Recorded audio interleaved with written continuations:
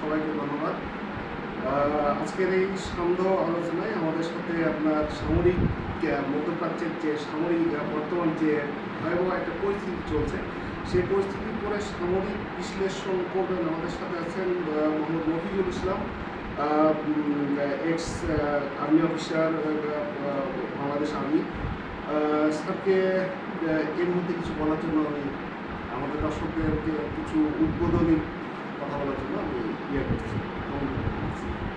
ধন্যবাদ জনাব সামাদ সাহেব, এবং আজ এই 99 চ্যানেলের মাধ্যমে আজকে আমি যে কথা বলার সুযোগ করে দেওয়া হয়েছে সেজন্য চ্যানেলকে আমি স্বাগত জানাই, এবং এই চ্যানেলের কলাকুশলী যারা বিভিন্ন কারিগরি দায়িত্বে রয়েছেন তাদের সবাইকে ধন্যবাদ জানিয়ে আমি আজকের অনুষ্ঠান শুরু করছি।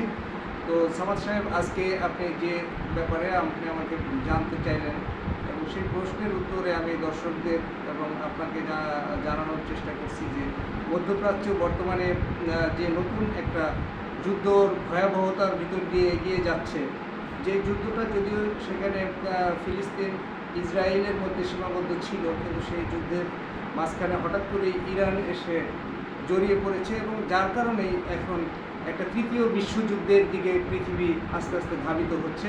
এবং এই ইরানের উপরে যদিও এক ডিফেন্সিভ আগ্রাসন ছিল ইসরায়েলের, ইরান ইচ্ছাকৃতভাবে ইসরায়েলকে আক্রমণ করেনি, বরং ইসরায়েল তার বিভিন্ন যে গোয়েন্দা বৃত্তি এবং গোয়েন্দার তৎপরতার মাধ্যমে তিনি চাচ্ছিল যে ইরানের আন্তর্জাতিক আইন লঙ্ঘন করে সে মানে অ্যাগ্রেসিভভাবে, বা যেটা কোনো ডিফেন্সিভ যুদ্ধ না, অফেন্সিভভাবে সে ইরানের উপরে আক্রমণ করে ইরানের যে সামরিক বাহিনীর প্রধান, সেনাবাহিনীর প্রধান এবং তাদের অন্যতম কয়েকজন জেনারেল সহ এবং পারমাণবিক বিজ্ঞানীদেরকে হত্যা করেন, এবং তার প্রেক্ষিতেই ইরান হয়তো পাল্টা জবাব দেওয়ার জন্য এখন যুদ্ধ ব্যবস্থা করে যাচ্ছে।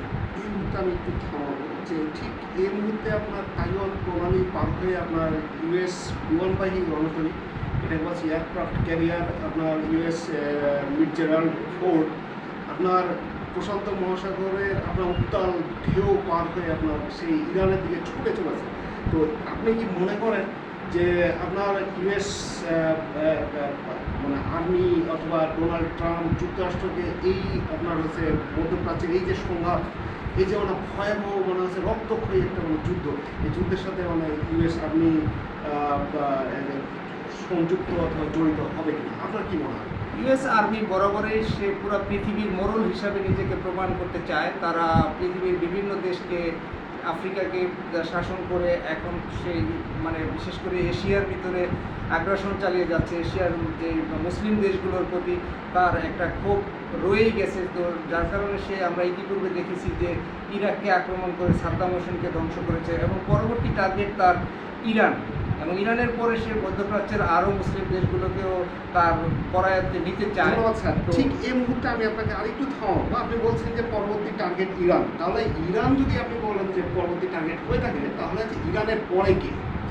ইরানের পরবর্তীতে হয়তোবা এখানে জর্ডান আছে বা তুরস্ক আছে, সিরিয়া আছে, যেই দেশগুলো মুসলিম দেশ, শক্তিশালী দেশ আছে, পাকিস্তানও এই তালিকায় থাকতে পারে।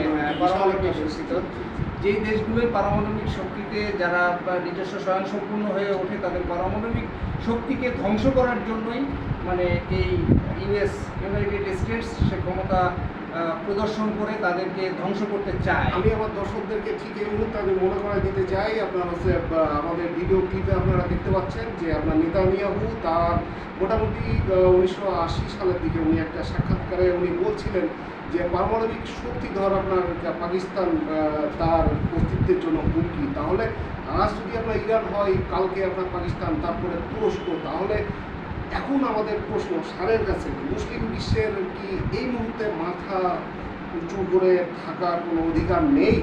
মুসলিম বিশ্বের অবশ্যই মাথা উঁচু করে দাঁড়ানোর ইচ্ছা আছে, শক্তি আছে, সাহস আছে, এবং যে তাদের একটা সবচেয়ে বড় জিনিস যেটা তাদের ভিতরে একাত্মতা আছে এবং তাদের ইমানি শক্তি আছে।